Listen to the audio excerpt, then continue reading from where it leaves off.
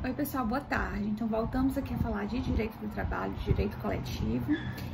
Para quem está acompanhando na nota de aula disponível no material didático da disciplina, a gente está no item 6.2 da nota de aula referente à unidade 6 de organização sindical.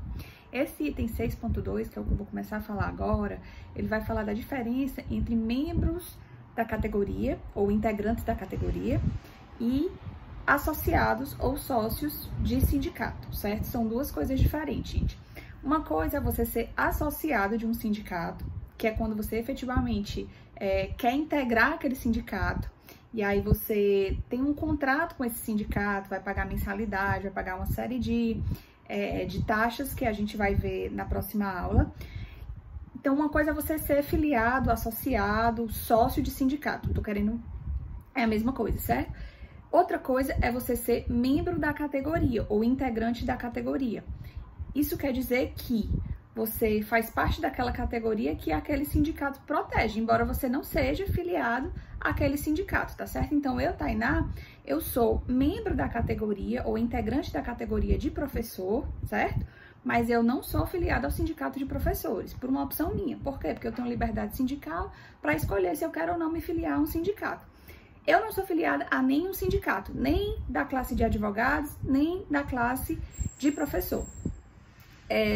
Porque decorre da minha liberdade sindical de querer ou não ser filiada a sindicato.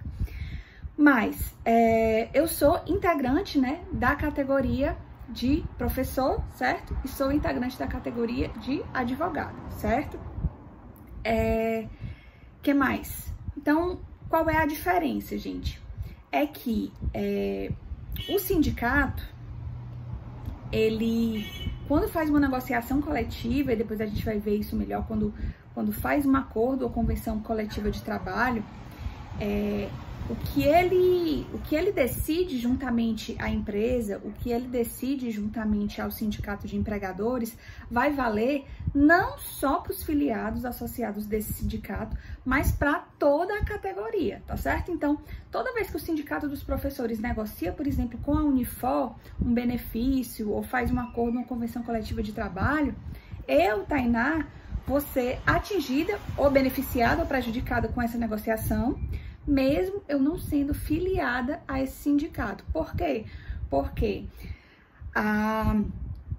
o âmbito de negociação do sindicato ou o âmbito de influência do sindicato ultrapassa os filiados, tá certo? Os sindicatos, eles têm poder de representação de toda a categoria, não só daqueles que são filiados, tá certo?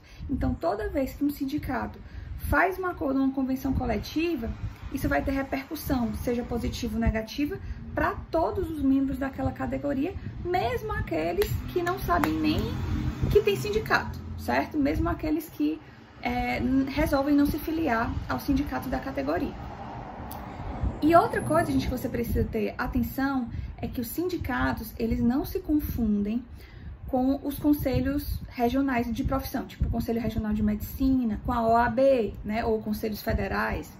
Uma coisa é o sindicato, que tem a função de proteção daquela categoria profissional, e outra coisa são os conselhos regionais da profissão, que eles têm a função principal de fiscalizar aquela atividade, regulamentar aquela atividade. Então, veja que, por exemplo, quando acontece um erro médico, alguma coisa assim, eu vou denunciar esse médico para o Conselho Regional de Medicina, por exemplo, para o Conselho Federal de Medicina, não sei, mas o fato é que cabe aos conselhos regionais e aos conselhos federais a fiscalização daquela atividade, a regulamentação daquela atividade, e eles têm um projeto de ética, né, de manutenção, digamos assim, da ética dentro daquela atividade.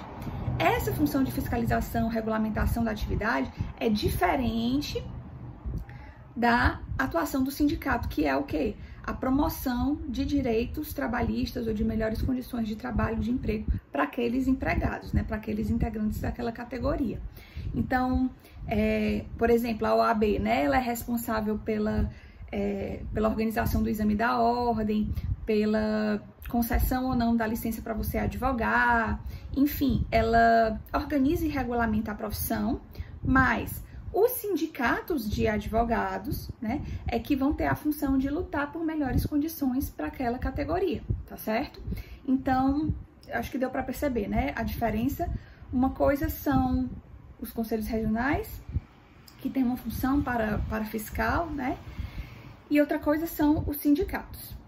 E você pode ser filiado a um sindicato ou não, porque você tem liberdade enquanto empregado, liberdade sindical para se filiar ou não. Mas você vai ser sempre integrante de uma determinada categoria, né, que vai ser atingido de forma positiva ou de forma negativa pelas negociações do sindicato, tá? E aí, na próxima aula eu vou falar assim, então para que você vai se filiar ao sindicato, né? Vai pagar taxa, etc. Muitas vezes os sindicatos, eles têm uma série de benefícios, certo? Além de você poder participar da luta por melhores condições de trabalho, e você, na medida em que você se filia ao sindicato, você está contribuindo pela força daquele sindicato, você está contribuindo financeiramente para aquele sindicato, para que ele possa ter mais condições, para que ele possa ter mais força para lutar por melhores condições de trabalho para a sua categoria. Além disso, você pode ter uma série de benefícios.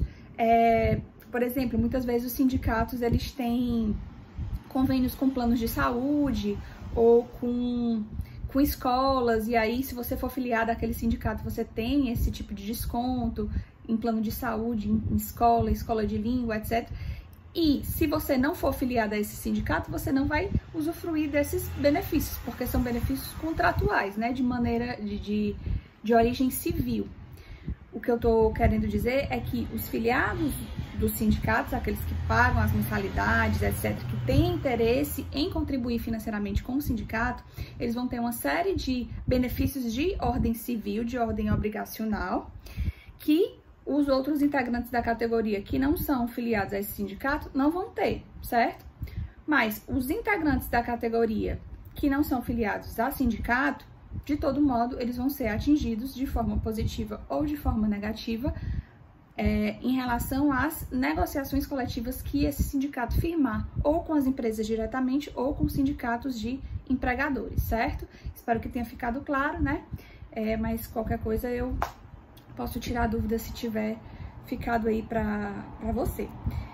E aí, a OJ 17 do TST estabeleceu que é inconstitucional o estabelecimento, seja por acordo ou negociação, acordo ou convenção coletiva de trabalho, o estabelecimento pelos sindicatos de taxas, contribuições, qualquer coisa, para quem não é filiado a sindicato. Então, eu, Tainá, não tenho obrigação nenhuma de pagar nenhuma taxa, nenhuma contribuição sindical, nenhuma mensalidade para sindicato. E se por acaso o meu sindicato de professores estabelecer em uma convenção coletiva e acordo coletivo de trabalho que todos os integrantes devem pagar uma taxa para o sindicato, de acordo com o TST, essa contribuição, né, ela é ofensiva, né, ao direito de livre associação e sindicalização, certo? E aí o detalhe é que até 2017 existia uma contribuição sindical obrigatória que todos os integrantes de categoria tinham que pagar para o sindicato, mesmo não sendo filiados a esse sindicato. E aí isso era objeto de muitas críticas na doutrina trabalhista, isso violava a questão da liberdade sindical, etc. Até que com a reforma de 2017 houve, não é mais obrigatório, tá certo?